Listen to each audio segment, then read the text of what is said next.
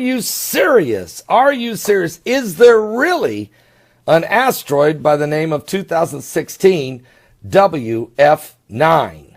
And is it really coming very close to the Earth, or even on a collision course of the Earth, maybe, February 25th? Well, what's really wild here, folks, is that there are scientists that are saying that this asteroid exists. What's strange, though, is that NASA had originally identified it and has now removed it from its list. Listen to this. If there is an asteroid, 2016 WF9, perhaps it explains why NASA is covering it up. That a comet or an asteroid, they've named it 2016 WF9, is destined to hit the Earth next month, February 25th. Or potentially could hit the Earth. That's a big difference, guys. Anyway, and wipe out millions of people, according to one self-styled astronomer. Dr. Damir Zaharovich has warned the impact could wipe out a city if it strikes land, or cause a devastating tsunami if it lands in the sea. Now, today my guest is Gil Broussard. We have 4 questions for him. One of them is there an asteroid, 2016 WF9? And if so, how close to the Earth is it going to go by? And why was it originally listed by NASA and has since been removed off their charts? Now that is a question for Gil Broussard. Number 2, where is Planet 7X? Planet X. Where is Planet X? Give us an update on that. Also, he has an announcement, a major announcement for March 15th and 16th of this year. March 15th and 16th of this year. I don't know what it is. He said, I'll make the announcement today on the broadcast. And then, what about Revelation chapter 12, that wonder in heaven? Is it going to take place in September of this year? We're going to get all of those questions on the table with Gil Broussard. But let's go back to this asteroid, because NASA revealed earlier this month that a comet or asteroid, which they call 2016 WF9, would pass very close to the Earth on February 25th, but has been quietly, eerily, very softly removed from the scene. They originally estimated it was somewhere between about a half a mile wide, somewhere between 0.3 to 0.6 of a mile. Okay, so somewhere close to half a mile wide. That is huge. Now, NASA has said it is likely that WF9 comes from the outer solar system, but Dr.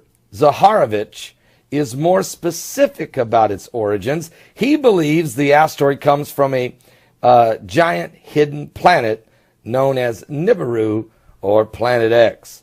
And he really does believe that this is why they're no longer talking about it. It is not going to hit the Earth. If it did, it would be a cataclysmic.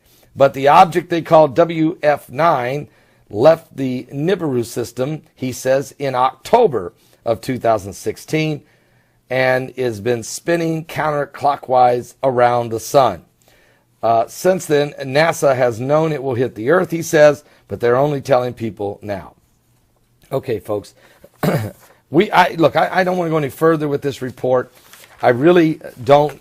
I'm just going to ask Gil Broussard his opinion of it. I'm looking right now at the asteroid chart. Yesterday, we had an asteroid 2 days ago. On January 30th, we had an asteroid go whizzing by. The asteroid was called 2017 BH30. It was small. It was only 8 meters, but it came less than 25,000 miles from the surface of the Earth, or 0.1 lunar distance. What? Now, that was close, and NASA did not tell us about it. They say they didn't know about it till it was within 2 hours of going by the Earth. Now, yesterday, 5 asteroids went by. 2017 BN30, 2017 BJ30, 2017 BY5, and 2017 BT6, and 2017 BB7. Now, those 5 asteroids all went by the Earth and are listed in the Near-Earth Object Chart. And tomorrow, there's 3 more going to go by. 2017 BB6, 2017 BQ32, and 2017 BS32. And the list goes on. But nowhere on the list is this mysterious asteroid 2016 WF9. It was originally on the list, but it's been removed by NASA. Why? Well, we're going to keep a close eye on these things and ask Gil Brazard for his professional input, as well as the other subjects that we just mentioned. Are you serious? Now, here's what I do know. I know what the Bible says. That the Bible says that there shall be signs in the sun, the moon, and the stars, and distress of nations with perplexity, and the sea and the waves roaring, and men's hearts would fail them for fear, for looking after those things coming upon the earth, for the powers of heaven shall be shaken. Okay? So I know that. I also know that the stars are going to fall from heaven like a fig tree casts its untimely figs, as it's shaken of a mighty wind. I know that the heavens are going to roll back like a scroll. These are all, I know that we're going to have at least 2 deep impacts that bring about the wormwood effect, the bitter, the poisonous water, and 1/3 of the people of the earth shall die. These are things I can find in the Bible that I specifically know are going to take place. If Planet X or Planet 7X or Nibiru or Planet number 9, like NASA now calls it, if it is part of what brings it about, if God's using it for this, then we're going to find this out. And if there is such a thing as an asteroid that's a 1/2 mile wide, that's going to miss us but going by the Earth close, why did NASA post it on their charts? And then why did they remove it? What is that about? Now, I've seen NASA change the size of asteroids. I've seen them change the distance of asteroids as they recalculate.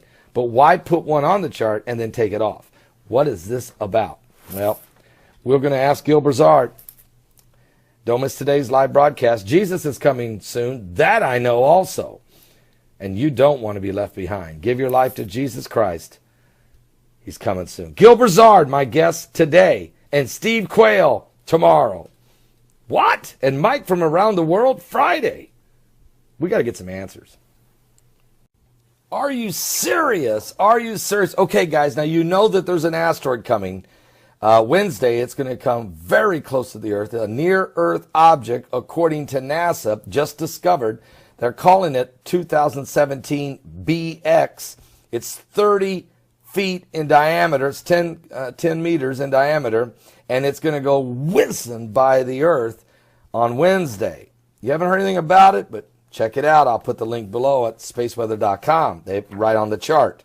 There it is. Also, today, we have a huge coronal hole turns toward the Earth from the sun. This hole is opened in the sun's atmosphere, and it is spewing a stream of solar wind into space. An extreme ultraviolet telescope on board NASA's Solar Dynamic Observatory has captured the photograph of it on the Earth today, on this January 23rd. This is a coronal hole, a region in the sun's atmosphere where the magnetic field opens up and allows solar wind to escape. It is Earth-facing, folks, and this very gassy filled stream of gamma rays and ultraviolet rays and radiation is streaming right toward us. That means we're going to feel a lot of pressure on the planet, which could create, of course, major earthquakes and tsunamis or volcanic eruptions or power outages in some cases. But normally, power outages come from the solar flares. These are, of course, solar winds or a solar stream coming through the sun's atmosphere that has a mega hole in it, allowing it to flow right toward us. Earth-facing puts pressure on us, and we're going to continue to keep a close eye on this, because in the next 24 to 48 hours, you may begin to see earthquakes popping up in different locations, which could be very, very dangerous and damaging. I'm checking right now just so you'll know. In the last few hours, of course, we had that 7.9 earthquake that hit Saturday night down in Papua New Guinea. But just in the last few hours, we have had a 5.1 earthquake in the northern Mid-Atlantic Ridge, a 4.5 in Alaska, a 4.3 in Pakistan, a 4.4 in Chile, and we just had a 4.7 in the Solomon Islands. And this, of course, the pressure just building, but the solar streams from this huge hole in the sun has not reached us yet. Okay, so in the next 24 to 48 hours, even 72 hours, let's say, give yourself 3 days to allow this pressure to build. We'll see exactly what is going to take place from this major coronal hole in the atmosphere of the sun. And oh, by the way, the radiation levels, which you don't see, are still spiking on this planet from 2 directions. The solar minimum that the sun is in, releasing its gamma rays of radiation from the sun, and the 5 waves of energy. As wave number 2, we're in the middle of this, not in the middle, but we're now into the thrust of this second wave of energy, and it's really, really spiking the radiation levels off the charts. Last year alone, we had a 12.5 increase in radiation from the year before, off the charts. Normally, I mean, it's either the same, less, no more than a 1% ever. 12.5, and the second wave of energy is now pounding us to right now this year. So keep an eye on it, folks. We'll keep a close eye on it. We don't know. We're living in times we never thought we'd ever see, but it's all matching the biblical prophecy. You start talking about the asteroids whizzing by, the sun. The Bible said there shall be signs in the sun and in the moon and in the stars, and distress of nations with perplexity, the sea and the waves roaring, and men's hearts will fail them for fear, for looking after those things that are coming upon the earth, for the powers of heaven shall be shaken. Then shall they see the Son of Man coming in a cloud with power and great glory. When these things begin to come to pass, he said, look up, lift up your head, for your redemption draweth nigh. I'll be back with more current world events and how they relate to biblical prophecy. We're living, folks, certainly in the last days. Are you saved? Give your life to Jesus Christ. Don't be left behind.